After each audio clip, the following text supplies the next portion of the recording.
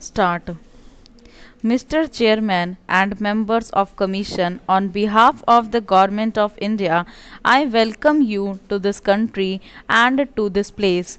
India has long been associated with the United Nations because India has believed in the aims and purposes of the United Nations, and even though sometimes no tangible results have followed in the United Nations, we have believed that we must follow that course in the hope that tangible results will come sooner or later.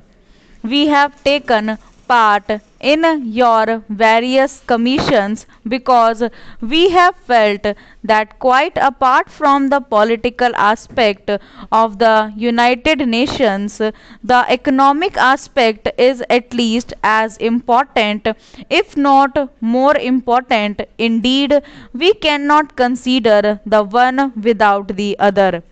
Politically, we have not met with great success so far, but I think that if we succeed in the economic field, that will affect the political field also.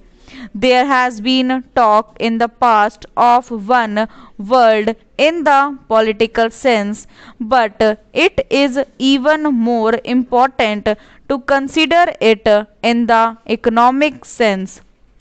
You are meeting here to deal with Asia and Asia's problems because we cannot escape looking at almost any problem except in the global context today.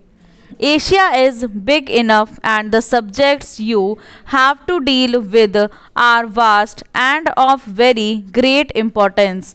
The governor of Madras referred to the numerous papers and memoranda that you have before you, and I feel rather overwhelmed when I look at all these files and paper, and when I see all these experts, because I can only speak as a layman.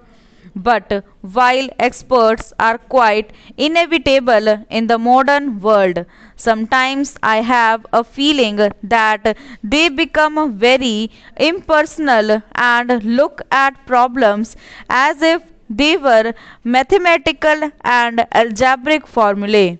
Well, we have to deal with the human beings and the future of human beings, and Asia, the area under survey, has a population of at least 1,000 million human beings. In India, including Pakistan, there are 40% of those 1,000 millions, that is 400 millions, and we have to deal with these vast numbers, practically half the world's population.